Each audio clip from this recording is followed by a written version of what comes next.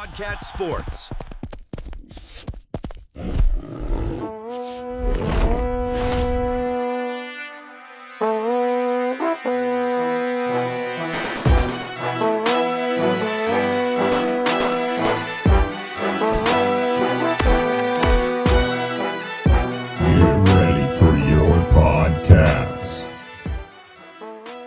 Hey, yo, Cats fans! Welcome back to PawdCats Sports. I am here with Benny Le Wildcat. I am Ale Wildcat. This is where the claws come out and the pride runs deep. We are the fiercest voice in the Flint Hills. The Wildcats stormed into Lawrence and left. Little rainstorm. No doubt. Kansas State 42, Kansas 17. How many wins straight has that been? Same as the Jayhawks scored. 17. Yeah. It's almost past its adolescence and into young adulthood. Very exciting. 17 straight wins in the Sunflower Showdown. Avery Johnson lit it up. Yes, sir. The defense feasted. Not even Thanksgiving, but getting ready. And the Jayhawks were left stunned in their own brand new 800,000 million house. It's like a duplex with a really crappy house out back. Yeah. And this just wasn't just a win. Statement. K-statement. Yes. Let's dive into the six house segments that break down this purple power beatdown. Did you say 6 segments or 7? Oh yeah, we added a seventh segment. We did add a seventh. That was actually off the cuff. That was not planned. Damn it. It's not in the script. But all right, we ready for segment 1, man? What did the Wildcats do right out of the Wildcat? Let the people know what the Cats did to secure the 17th straight Sunflower. It's more of what Kansas did wrong, but that's the second segment. What the Cats did right. A little bit of both. Avery Johnson, 4 total TDs. Pretty flawless game here. I didn't see any mistakes. He didn't take any sacks. He had 231 passing yards, 2 passing touchdowns, 2 rushing touchdowns. All around, played a great game, stayed poised. Yes, Avery only needed 17 pass attempts and 11 completions to get 231 yards. Did lose a fumble. I'm not sure if that's him, but the Cats did lose 1 fumble. We did win the turnover battle +3 like we talked about. Yeah, Avery, 17 attempts, 11 for 17, 231. Most of those were explosives to Jace, and then a big one to Tibbs, which we'll get to. Very exciting, but what else do we got here? What else did the Cats do right before we get a little nitpicky? Talk about what we did wrong. Chase Brown, 160 receiving yards, 78-yard touchdown reception from Avery on a first down, I think. Which was the Jayhawks settled for a field goal there, I think, late in the third, and of course the Cats came out very first play on the next drive and threw the hitch and go down the sideline in single coverage is a thing of beauty. Until the end, that wasn't very beautiful. We'll talk about that in a minute. Jace Brown just all game was tortured. Baller. Wide receivers. He got held on one that would have been a deep bomb for a touchdown. Didn't lose his helmet. Didn't lose his helmet. Yeah. But slippery day. It stayed on. That's good. He did kind of take a while to get in the end zone there, which was kind of sketchy. Just go in, dude. Yeah, man. Just get the points on the board, then go do your thing. Know the camera's going to be on you for about 15 to 20, and whatever dance you got ready. Yeah, he did do the dance after the game. Did you see that? A little shimmy. Yeah, a little salsa there. They asked for it from the TNT studio. We'll get to TNT in segment 6. But other than that, our defense had 4 sacks, 7 tackles for loss, a fumble recovery for a touchdown on a muff punt. So it was all around just a pretty solid day for the offense and the defense. Yeah, no doubt. Des Purnell had another great game. He had the strip sack on one of the turnovers, a sack and a tackle and a half for loss, 9 total tackles. My boy Malcolm Alcorn Crowder had a great day again. He had a big sack and a tackle for loss. Ryan Davis got in on the action defensively. Jordan Allen also got in there. And Austin Romaine, even though he missed a few tackles, he did have another pretty good game. 6 total tackles and 2 TFLs. So defense, I'm going to grade you later, but it's above average. Great game, defense. Great game. Not perfect, but great. Yes, was great. Did you mention Cheaty? Yeah. Chitty. Yeah, half a sack, half a TFL. Yeah. And then he also had, I think he had 1 or 2 pass breakups there at the line, which were pretty significant as well. Yeah, you're right. And then the secondary, of course. Gunnar Maldonado with the pick late there. KU had 4 turnover on downs, by the way. So if you want to add those in, we're +7 on the turnover margin. I like to add those in. I mean, those are harder. And I think it's the hardest thing to do to get a turnover on downs. Like the easiest would be an interception. The second easiest would be a fumble recovery. The hardest turnover to get is the one that's on downs, and you don't even get credit for it in the stat sheet. So shout out Cats D, 4 turnover on downs this game. Great game. Most complete game the Cats defense has played this year, no doubt. Yes. And we are about +9 or +10, I believe, in the turnover margin, and that ranks in the top 15 in the country. I think I saw some where we might be right at the top now. Yeah, close to the top. In takeaways, maybe not margin, but takeaways, I think it's 17. Yeah, and takeaways, we're getting up there to the top for I think sure. we're numero uno in takeaways. So that's outstanding to see, and a big reason why we blew out the Jayhawks. Yeah, and speaking of, the final score was 42-17. We were 3-4 going into the game. They were 4-3. We were both 2-2 in the Big 12, so a huge win to push us to 4-4. Jayhawks now 4-4, and we are 3-2, and they are 2-3 in the Big 12. This keeps us alive for the Liberty Bowl. Maybe I can make my third expedition out to Memphis. Against Nebraska or something. Go hang out on Beale Street, do the lone wolf thing for a night, see what happens. Never know. Possibilities are endless. Could end up playing LSU or something. That'd be hilarious. That was a rough night for Brian Kelly and company down there in Baton Rouge. He just got fired too. Yeah, I'm having a hard time hating A&M anymore, knowing that Colin Klein and Will Lee III are fixing it.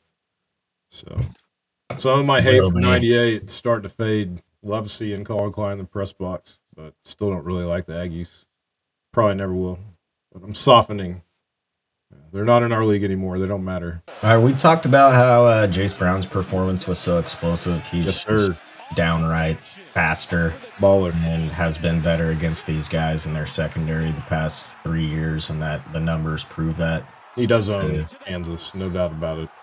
To have 160 yards on just 4 catches is pretty ridiculous. So, and he's had close to 100 the past 2 years. But our best skill player coming in the year, we knew that, and remains. He's our best skill outside the quarterback. What adjustments do you think Kleiman made after the second quarter lull?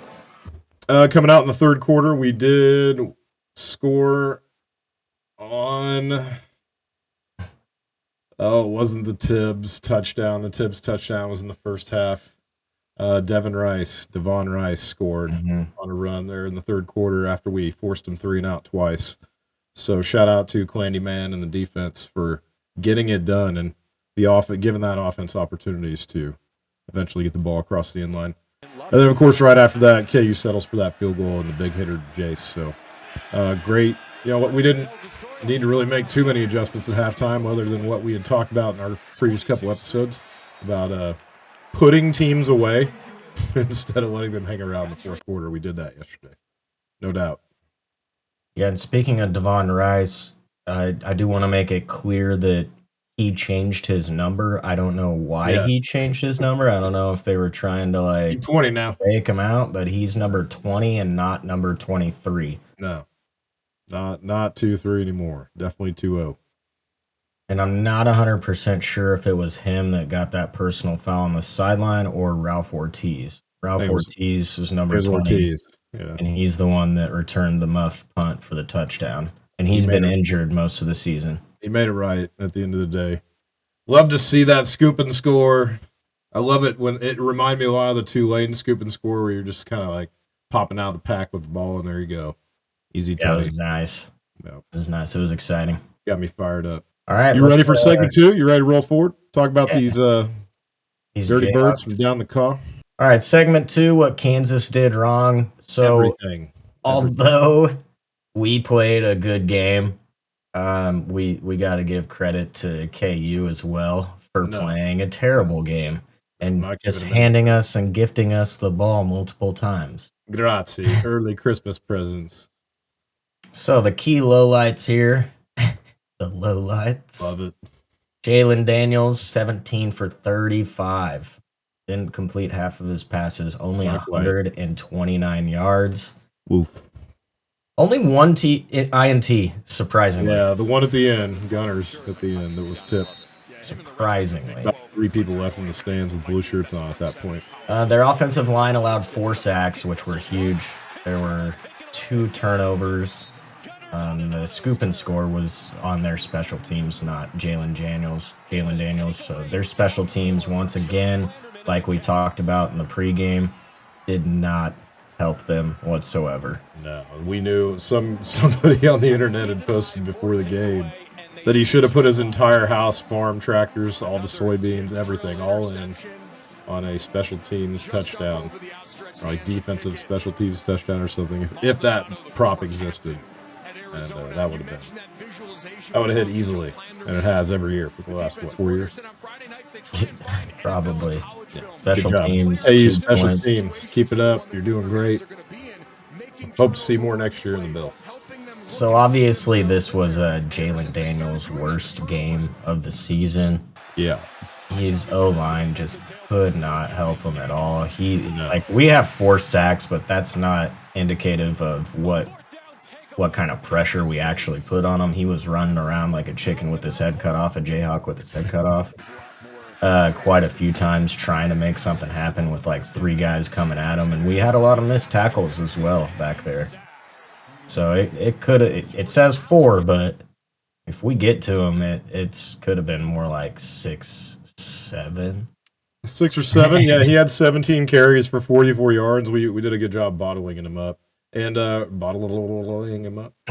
Romaine and, of course, Purnell did a good job of switching off on the spying. A few times we didn't spy him. He did get a couple big runs, but his longest run of the day was 15. Everything was kept in front. At the end of the day, he averaged less than 3 yards a carry, even though he did get that first touchdown. Maybe. TBS. Can we get the end zone camera down the line? Yeah. Maybe put one in the pylon for us. That should be required, I think, in 2025.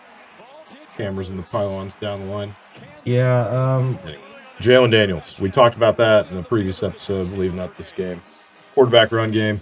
Didn't really factor in much on either side. Avery only had, rushing 6 carries for 17 yards. But he did have 2 tutties. And one of them, I think, was the last one of the game. And he said, bye-bye. Jalen Daniels, 17 carries for 44 yards. Yeah. Oof. Less than 3 carry. He had a rough day, man. Rough day. One to forget. But hey, 0-6, that's what the 6 on his jersey stands for. 6 losses to the Cats. Maybe he'll get a 7th here. You can try again.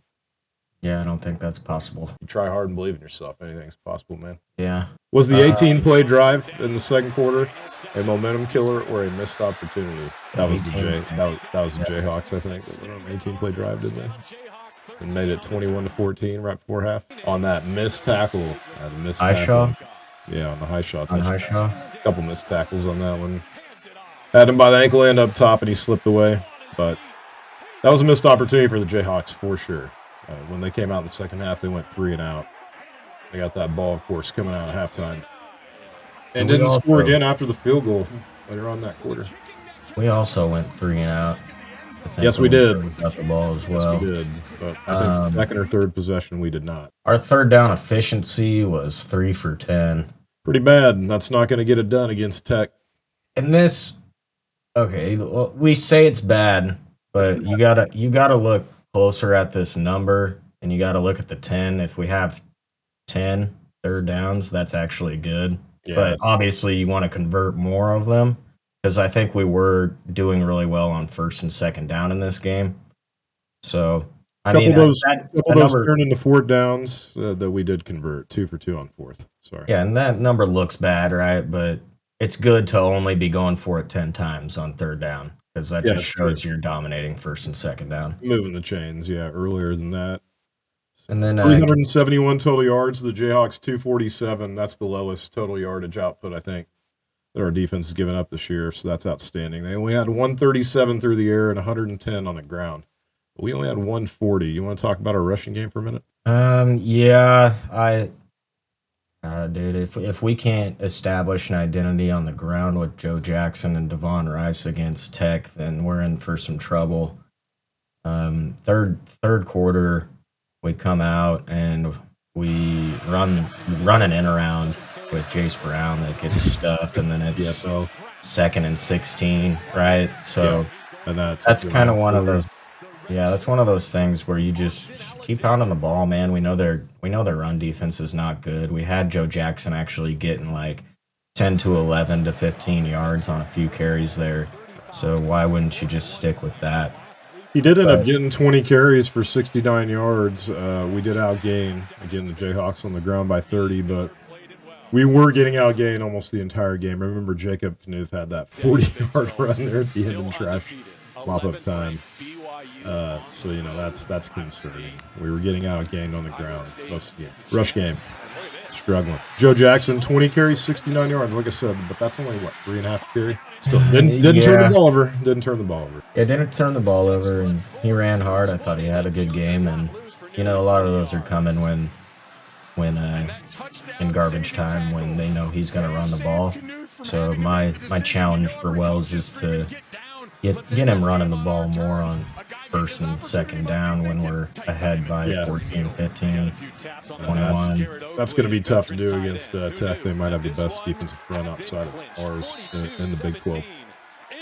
We'll talk about Tech later. We're kind of into segment 3, right? So is this a turning point in the Cats season? No, not yet. Not yet. It's a huge win, right, for us and for Kleiman and the fans, but the next weekend is going to be the turning point, like I said. I'll be there. In the last podcast. So we're trending upward. We are 4-4, but if we're not a losing team anymore. If we get a dub and we bring the house next weekend, then it shakes up the entire Big 12 race, and anything can happen. Can I throw tortillas at the Bill? Is that allowed? I don't know. Throw toilet Should paper. I ask Gene? Should I ask the AD? What if I just want to eat a tortilla right before kickoff? Throw some popcorn. Can I do that? We got that purple popcorn you can throw. Yeah, 4-4 feels like a turning point, kind of turning the corner, maybe. Not a turning point. Yeah, I mean, it definitely saves the Kleiman's job. 100%. And Matt Wells to be a little more exact. Those guys are going to get another chance next year. Kind of looking way ahead. Avery and Jace would both probably be back because of what happened. Neither of them had a year that they would get drafted. Maybe Jace by the end of the year. I don't know. We'll look into that. But getting a little ahead of myself. I think we're trending up and we're peaking around. Yeah, we're gaining momentum when we need to gain momentum in November, and that Baylor loss stings even worse. Like every day that goes by, stings more and more. Yeah, we'll see. By I think by the time we play Utah, we're gonna have a really good idea who's gonna be in the Big 12 championship or who's competing for it. So yeah, that'll be a fun game out there in the mountains or whatever valley between the mountains, high elevation, mountain time zone. Utah. Yeah. Speaking of Baylor, man, we need them to play well the rest of the year. We need TCU to play well, and we also probably need KU to play well the rest of the year when we're on the topic. So, hey, I think we're going to do exactly what everybody doesn't want us to do, which is go 8-4 or maybe 7-8-5. Prototypical Kleiman. 8 wins, baby. Hey, doesn't that trigger a bonus or something too in his contract? Yeah, I think 8 dubs. All right, let's go do it. Bowl game doesn't count. So when it comes to bowl eligibility, right, it looks pretty good. Pretty good chances that we're looking favorable. Got to beat the 2 weak teams that are still on our schedule. Looking good. Play at Okie State. We play Should be a dub. Colorado. Haven't won there in a long time. Should be a dub. Yeah, and then Tech and Utah. So Colorado looks like a disaster, by the way. yeah, they do look pretty bad, and we got them at home at the end of the season. So that game might be 10 degrees. Good times. That's why I decided to nix that trip to Colorado. And a couple weeks ago, made that decision to go to Tech. And I'm leaving Texas with the Red Raider bus. I'll be following it closely, helping spy a little bit like Des Purnell and Austin Romaine. You're wearing red. Fine. Yeah, this is Chiefs. It's Chiefs. I got the Sunflower Showdown on. Playing tomorrow night. But heading out on Thursday night, maybe Friday morning, up to Kansas. Haven't been since the 4th of July. Looking forward to it. Hopefully they let me across the Red River border. We'll see. It'll be fun. And I think we know which players are emerging as leaders for this stretch run. Obviously, Avery, Chase Brown, kind of our wide receiver core, man, in general. Yeah, and then on the defense, of course, Des Purnell, Malcolm Alcorn Crowder, and don't forget about Stufflebean. Those guys are all having, and Gunnar Maldonado, I feel like, starting to emerge a little bit. And our O-line played really well. I mean, I did. Portier, a little shaky moment there, but the deck hasn't been shuffled. Now it's kind of stabilizing, and everybody's found their role. Wygang's over there at right tackle. I think we've had the same starting lineup on the O-line for a couple, 3 games now. So that's the dust is settling. It's going to be rough against Tech. They got a really good D-line. A lot of NFL guys on that D-line, so they got to stay consistent for sure and give Avery a little bit of time. And another reason I'm excited to see Tech is because it's going to feel like an actual big-time Big 12 game, like the old days. Not a couple of years ago, I went to go see us play Houston, and Houston's balling out right now, but that team a couple of years ago that they brought to town was horrible. Oh, yeah. Houston, man, they've been pulling out some close dubs. They might be in that Big 12 title game. Their last 4 games pretty easy. They might have the easiest schedule left of any of the contenders. Yeah, they have UCF and then I think West Virginia, but after that they have TCU and Baylor, I think. Yeah. So that's why we need TCU and Baylor to play well here at the end of the stretch. And it's fun to see those old Southwest Conference games coming back. And there is possibilities of TCU and Kansas State playing in Arlington. That'd be awesome. Yeah. I would love to beat Sonny Dykes again. That'd be great. So, hey, we're gonna go. Are we gonna go what 8-5? 9-5? We're gonna win the Big 12 title, go 9-5, and get beat by Georgia down in Athens, like by 45 in the first round of playoffs. No, let's hope it wouldn't be. We'd be on the road for sure. Could be Alabama, could be Miami. Oof. Hey, I'd love to go to Miami, go down there and play those guys. That'd be cool. But hey, man, that's dreaming way too big at this point. We got Tech coming next week. We'll talk about that in our next episode. Yep, we got Georgia Tech coming up. Playoffs in December, baby. That's right. We're going to Atlanta, baby. That'd be crazy. No, we gotta win. Yeah, I got a story I want to share real quick about Georgia Tech. I was trying to find the K-State Missouri game in like 2010. It was on Missouri. Or excuse me, it was on Missouri. It was on Versus. All right. And I was in Atlanta. And I couldn't find, my hotel didn't have Versus. I'm calling bars. I'm like, does anybody got Versus? And I finally found one bar that had Versus. I got there and there were a bunch of Tech fans there. Yellow Jackets, man. We're gonna come full circle. Full circle. All right. Maybe we could put that game on Versus. Yeah, it doesn't exist. No, I'm losing my mind. Been done for years. Are you ready for the next segment? Because you know what the next segment is. Stats breakdown. Oh, breakdown. Breakdown. All right. So really quickly, we talked about third down efficiency. K-State 3 for 10. We had 17 first downs. KU had 18. KU went 6 for 16 on third down, which is huge for us, right? When they have 16 third downs, that's kind of what we've been around all year, but they only converted 6 of those. Yeah, and then on fourth down, they went 1 of 5. We turned them over 80% of the time when they went on fourth down. Went for it on fourth down. Man, 1 for 5. That is rough. 371 yards for Cats, 247 for KU. Passing, 231. KU, 137, which is just really surprising number. It just shows how ready and prepared our secondary was in that zone. Yeah. That playing Baylor and TCU probably helped before we played KU, no doubt. had a lot of practice reps. But the rushing yards, that is a big red flag to me. Yes. That needs to be up closer to at least 175, if not 200. Yeah, surprisingly, we ended up having 36 rushing attempts on 17 passes. At halftime, we had more passes than rushes. So we finally started running the ball, settling in, attacking their weakness, and the time possession evened out. I think we were down 10 minutes at half. It ended up being we ended up being -5 on that. So once you start running the ball, control the clock, you're ahead. Clock is your friend. Third quarter, we started to do that, and even though some of those drives ended in punts, we forced the KU defense to stay out on the field. Yeah, and we were good controlling field position most of the game, I'd say, too. Yeah, I think they only got in the red zone once or twice. And then we only had 3 penalties for 30, so pretty disciplined. Yeah, especially for a rainy day and only 1 turnover. I blamed that on Avery earlier. How stupid. The fumble, obviously, opening kickoff. Yeah. I was having flashbacks like it was Vietnam, but I was not Avery. I was in Ireland. Avery didn't turn the ball over. Avery has only thrown 1 pick in a long time. Yeah, it was the opening kickoff, and I like Nornberg. He's tough, but he's tough and he runs hard.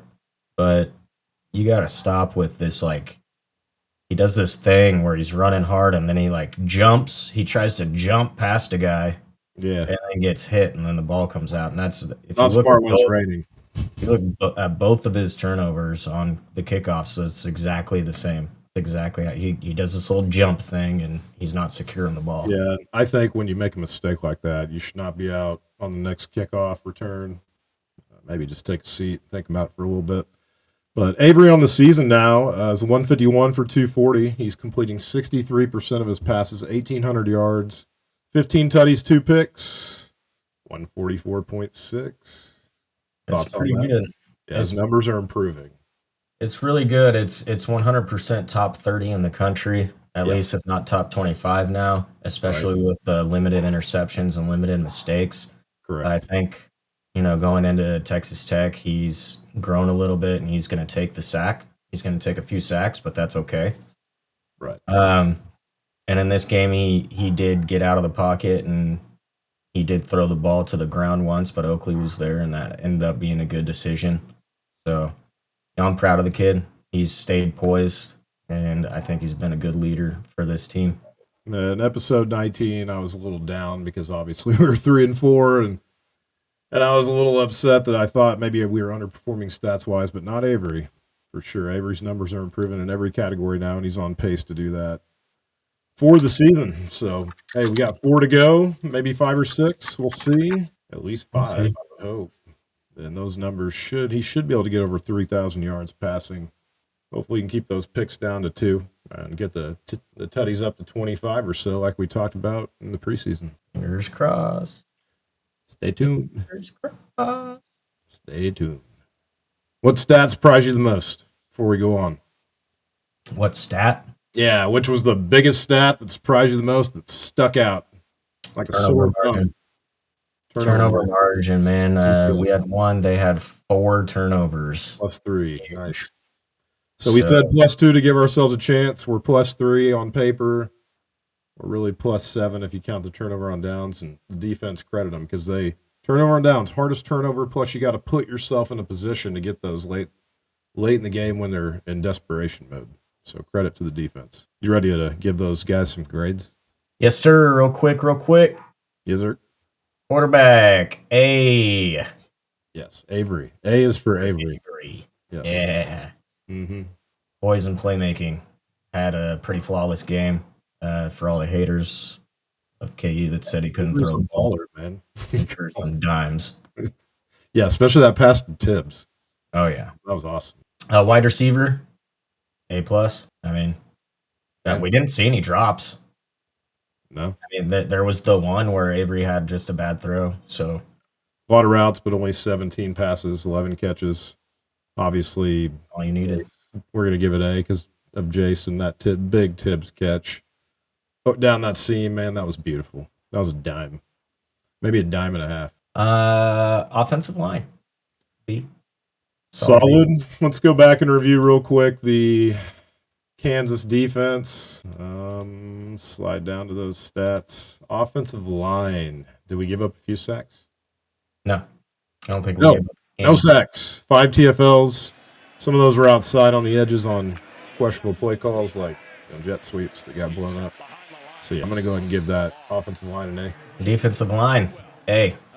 Relentless. Oh yeah, the defensive line.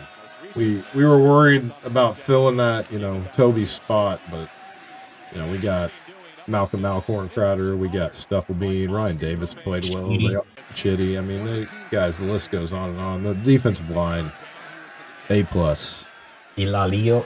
A+ for sure. If you go back and look at these stats, Cats defense had 4 sacks on the day, 7 tackles for loss. They were constantly disrupting and containing the quarterback, JD. So A+ for the D-line. They showed up, showed out. Linebackers, B+. Good containment. Yeah, a little suspect on the tackling for Romaine. I was wondering, there's speculation maybe he's had a finger injury or hand injury possibly.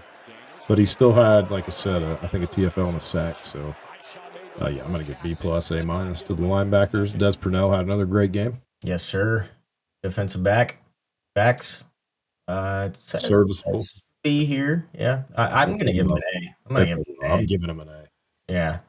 There's no deep balls thrown. Nothing over the top. Kept everything underneath. At 100, how many yards did KU have passing? Just 137?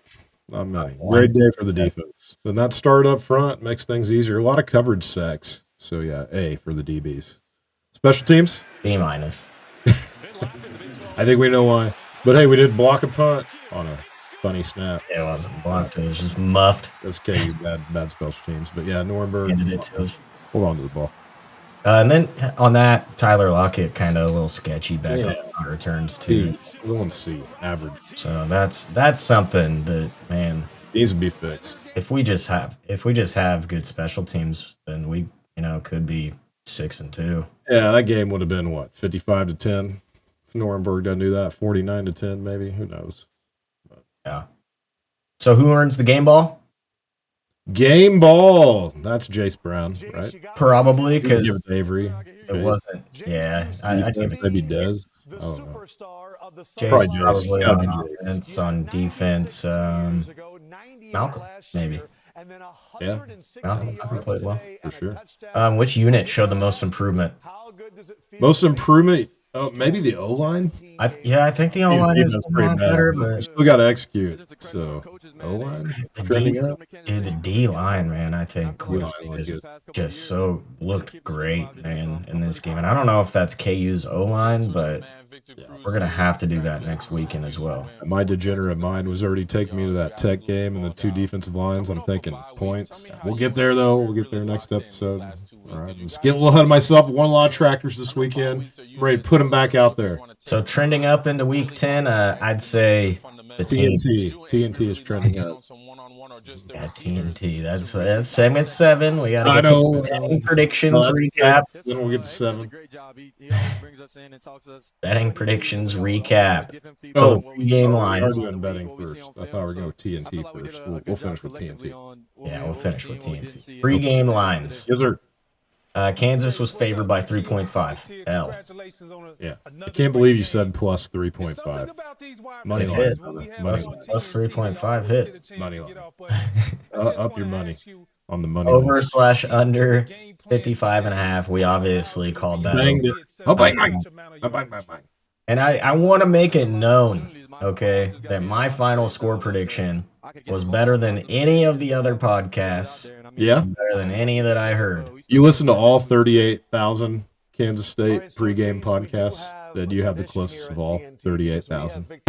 Yeah, like I was saying, I did have the best score prediction. I predicted 48-38. Congrats. You listened to 38,000 podcasts of K-State pregame, and you wrote down all the predictions. Well, KCSN had all those guys. Come on, fellas.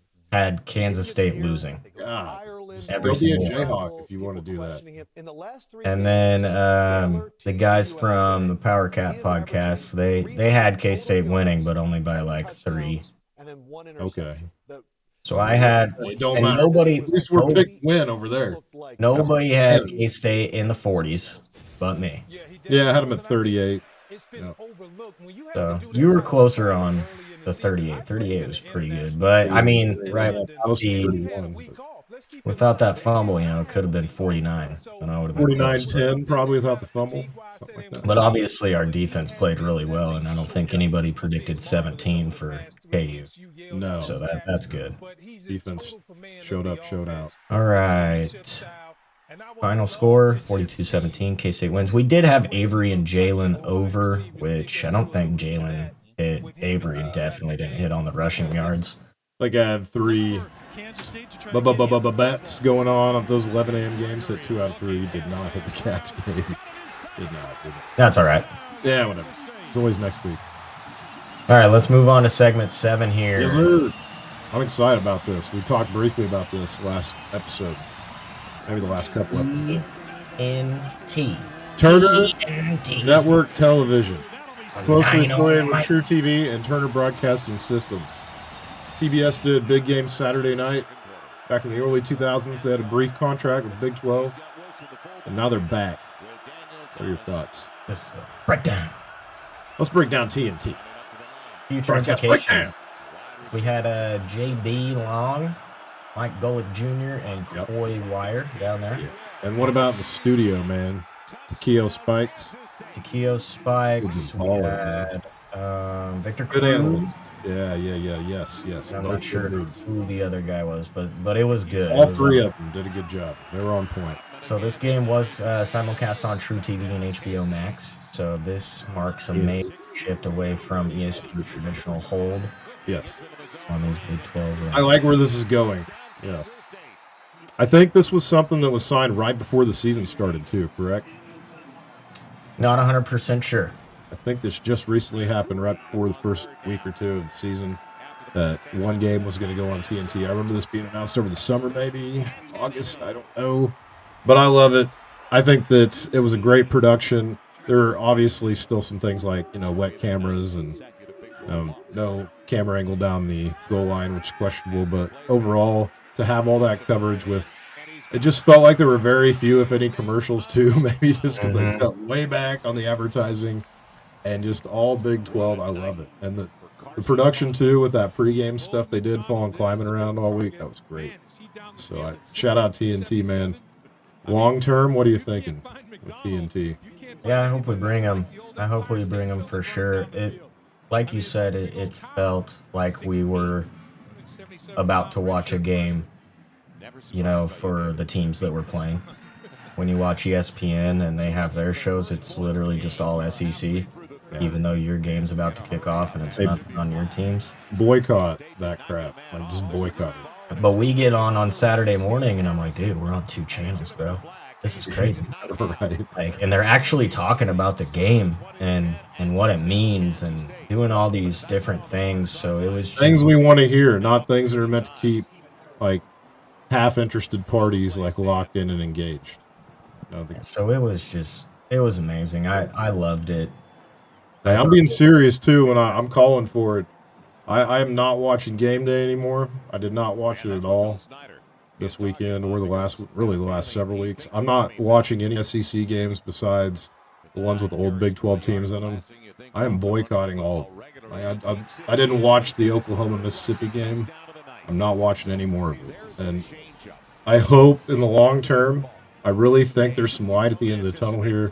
We should just give almost all of our rights over to TNT, True TV, TBS, because this is also tied to basketball. About it. And I can see now where the vision is. Your Mark's vision. I think this might end up working out for us. You know what the dumbest thing about ESPN is? In all this stupidity of them wrecking college football? Completely biased. There's still a bottom line taking up some of the bottom of the screen. Just get rid of it, man. We don't need the bottom line on TV anymore. They need the bottom line. Get it out of there. They don't talk about half those teams. Right? So we don't need it. We have pocket PCs, everybody, man. It ain't 2003. That crap off the TV, man. Make your widget smaller. Yeah. End of rant. But TNT, man, loved it.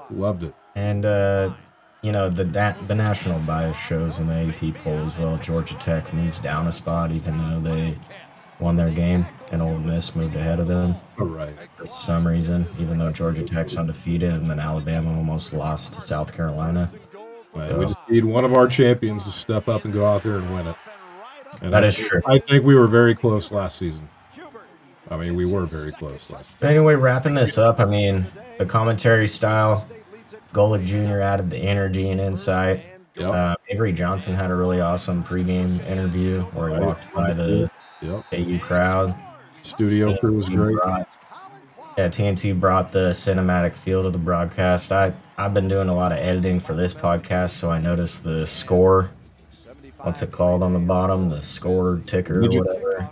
Widget. It had the little purple hairs like on a bobcat, and then it had the Jayhawks and blue feathers. So you get real locked in, man. It's little things that I notice. The fan engagement. So they leaned into the rivalry storytelling. They leaned into, I think, Jack's Deneen's family. Yeah, that was cool. And also the Cure family. Correct. So we Mama Cure likes cats. Daddy Cure don't. That's what I saw. They leaned into Avery and his family as well, and bringing some guys over. Making amends for a little Tessie over there on the islands. So I think it's huge, man.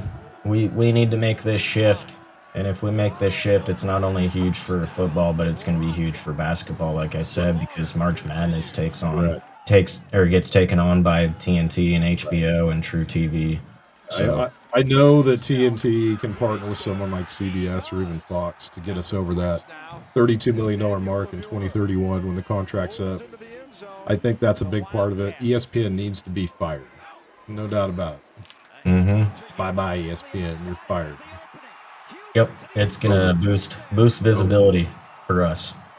Hey, they finally, game day, I think, was announced today. They're finally heading to, the Utah game or something? Iowa State? I don't know. Yeah. But hey, man, I would seriously consider this. Of course, we got this contract and they're paying us till 2031, but I would just say no.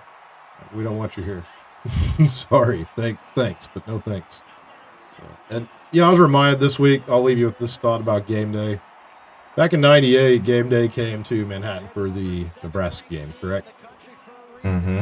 And I remember them, bad-mouthing K-State a little bit. I think it was Craig James and probably not Corso, but maybe, Craig James for sure. But they were talking trash because Bill put him in basically a closet or something to get set up and do all their pregame and stuff, I guess. They made some comments about that. Looking back on that, great work, Bill. You knew exactly what you were doing. And they deserved it. That's it. End of rant. That's rant number 2. That's my last rant. ESPN, you're fired. Fired. Done. Get out of my life. That's a wrap on this post-game breakdown. The Breakdown! Didn't just win. They roared. Amazing. 17 straight and counting. Yeah, happy 17th, man. Happy 17th, fans. Good times. So stay tuned for the midweek hype, the pregame for Tech, and our next round of predictions. This is PawdCats Nation, the fiercest voice in the Flint Hills. Keep it fierce and keep it purple. See you later. I love you. I'll see you in Manhattan on Saturday at 2:30. Check you later.